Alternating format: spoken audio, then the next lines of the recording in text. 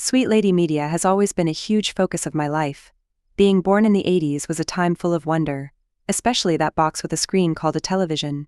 We changed the channel by hand at Dad's request, always asking for a Sunday Disney movie.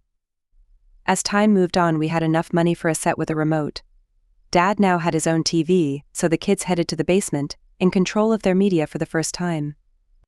We scanned the channels often, and if we were lucky we could see extraterrestrials eating Reese's Pieces, or a woman falling in love with a beast hand-drawn for our amusement.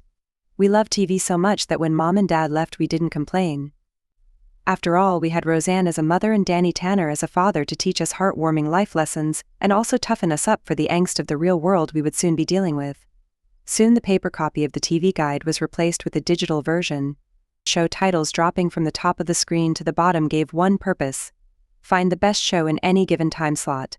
Have a secondary show lined up to switch to during commercials. This became a job and to some an achievement.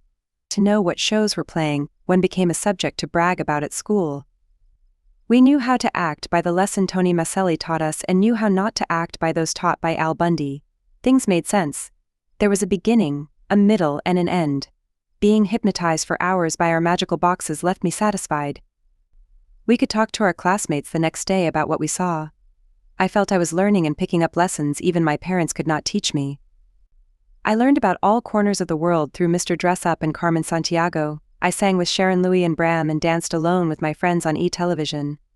These days were magical but underpinned with price tags and subscription fees. Commercialism was in full speed, leading most kids to wear a shirt saying "Cowabunga" or "Eat my shorts." So much was created at this time. Within 1 year a single man would release The Mask, Ace Ventura and Dumber, while his closest contemporary put out Airheads, Billy Madison and Happy Gilmore over 3. Unheard of to today's standards. But everything was going under lock and key. Disney movies would be vaulted for years, making old VHS copies soar in value. And then it happened. The internet, like a bull in the china shop, unvaulted everything. You see, in the industry's lust for wealth and power, they did not realize that people grew tired of the access they got to the wealth of entertainment that was being hidden from them, unless they paid premium prices for each title. Music was now being shared over platforms that saw people sharing their digital files with each other. This caused an explosion. Now we could play our music as if we were a DJ with unlimited tracks at your disposal.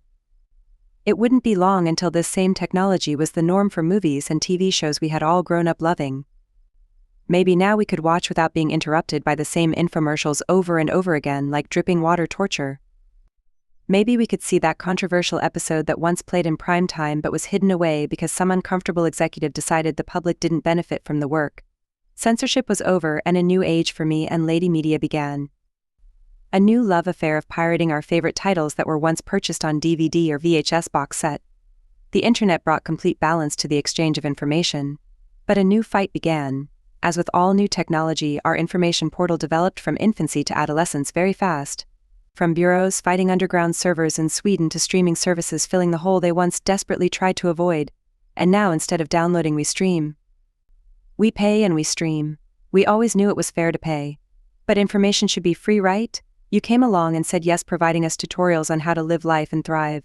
Suddenly I didn't need to pay for a costly repairman when my stucco was cracking. Suddenly information was at the end of all of our fingertips. The information flooded us with confidence and ingenuity. Suddenly I was a Renaissance man, exactly what I had dreamed about since I was a youngster. I didn't need my dad to give me advice or my mom to help with the kids, because YouTube gave me that information without needing to bother them. Big screen TVs went up in every room, and the addition of a Netflix button to my remote signified a new era of streaming dominance. Now regular people were profiting from the services they enjoyed through stock investment. Stock information was as close as the DIY info. Everyday people started to push investment based on group momentum and emerging financial podcasts directed at the little man taking down Wall Street. The world was finally falling into balance. The people had control of Lady Media, hence the information. But it didn't take long for another shift. Since we gained so much, it's only natural for us to fall. And we have. Now the big screen plays blockbuster movies while we hold our phones in our hands, scrolling through punchline after punch, Karen after Brandon, prank after prank. We pick up our tiny screen without realizing it, and watch for hours, never being able to tell a friend what we saw without sending a video to their feed. We know so much that it might be too much. Will my sons ever get to enjoy the fortitude of Steve Urkel or Carlton, while in the pursuit of being authentic? Will my sons dream of the kiss in the rain at a small coffee shop downtown, or if they do, will they find the need to post it? We have moved from a turtle's crawl to a rabbit's pace within a millennial's lifetime. I have a sinking suspicion that the truth is somewhere back on that couch where I wished Bill Cosby was my dad giving me horsey rides in the living room. That is how the media grabbed onto my heart and held it for so long. Melding positive traits and negative traits. I am certainly the product of TV. But I fear for my children who will be the product of the internet, and worse, even their kids who will be the product of AI.